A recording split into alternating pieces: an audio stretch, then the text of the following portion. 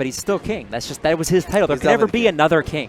He's definitely the king. That's what I would say. There's a king, there's a GOAT, and we'll think up something new for Hungrybox or Armada or whomever might, establish a, You got a soft spot in your heart for these titles. I do. I think they matter.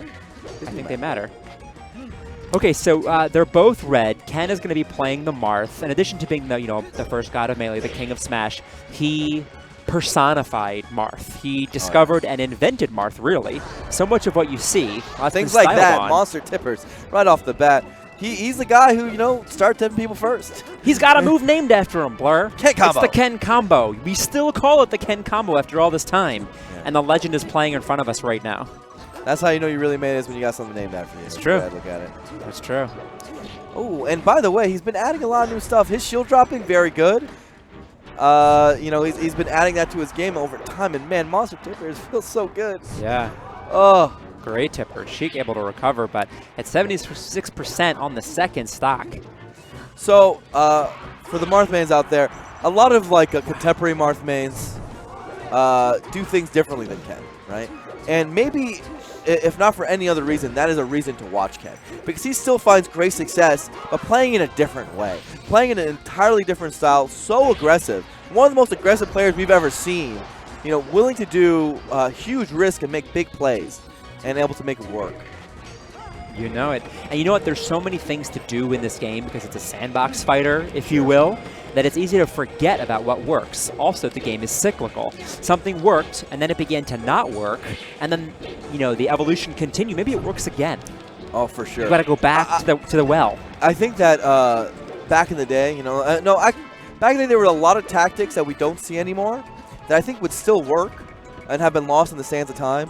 I think when you talk about the new age of players, everyone assumes yes, we have gotten better. That's a fact. The gameplay we see nowadays is far far better than we've seen ever before. But there are still some things that we don't do that we used to do, just because the players that used to do them don't play anymore. Yeah, that's true. All right, so how do you think Ken is looking? Can you speak specifically to the quick up Bs he was doing on stock 1 to get out of combos? His 2 recoveries weren't great, but overall he is showing us that style, like that right there. He ends up 10 combo. That's the one. The Ken combo interrupts him, but to finish the thought, he ends up whiffing a move near the Sheik's face, looking like he is vulnerable, but ends up then using that dash back to bait out a dash attack and get the stock. That's what he does to people. He puts them under pressure situations where he makes it look like he's making mistakes. And you know what? Sometimes he is. And it makes it so hard to hit him because you end up doubting yourself, right? Sure. Because he puts out things that look like mistakes, but they really aren't. I mean, one thing's for sure, his movement does not look like the Moon's. No. Both in style and probably not as crisp either, if I may. So the difference, I think, is observable. Yeah. But yes, those dashes are very important. If I could expand upon that, so an L cancel, that's when you hit L just as you hit the ground to cancel your landing lag animation with an aerial, from an aerial. And when you land and have... Ooh, did you want another down air? Where's the double dip? You got a double dip. So, but canceling your lag isn't the impressive part. You have to use that free movement to then jab or dash away or something else. Exactly. But it's easy to forget, even at upper middle levels, upper mid. Yes, I got the cancel, but why did I cancel in the first place? What do I do with it? In the popular trading tool, 20XX, there's a setting where you can actually see when you are not in lag anymore, right? You get to be put in, you're in green, as they say. And that is a really great way of knowing if you're actually moving out of your L cancels fast, for example. All right, well, right now, Ken showing us all about his style. I think it's actually super important to watch sets like this to truly understand someone's style. Because he's basically implementing his game plan, right? Another downer in a very similar situation. Big Red reaches for the up air, and Ken punishes him with a down air right off the bat. Yeah, losing those stocks is so tough like that. I mean, in a best of 3, Big Red just lost 2 stocks to that ledge hopped air. Even if he's learned his lesson now, those stocks are gone. Super sick by Big Red to go for that up smash. I love when Sheiks go for sweet spot up smashes when the platforms are lower. And also on Yoshi's Story, you can do it as well. Oh, wow, what a forward smash. Able to beat out the F-tilt. F-tilt usually clinks with Marth's sword. And in that situation, is actually able to just a timing thing? I think so, yeah.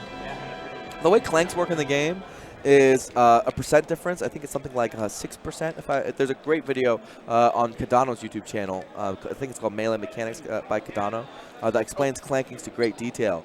But basically, the percent difference that the move would hit with is how it's determined whether a move clanks or if it doesn't, if it's past that threshold. Basically, if a move is too strong, the moves will not clash and clank like that, and one will just override the other. Right. Back in the day, we used to call it priority, I think. I mean, yeah, we had this word, the priority, and now that people tell us there's no such thing as priority, right? Yeah, priority as a concept kind of still exists. Yeah. It's basically the general concept of does move A beat move B.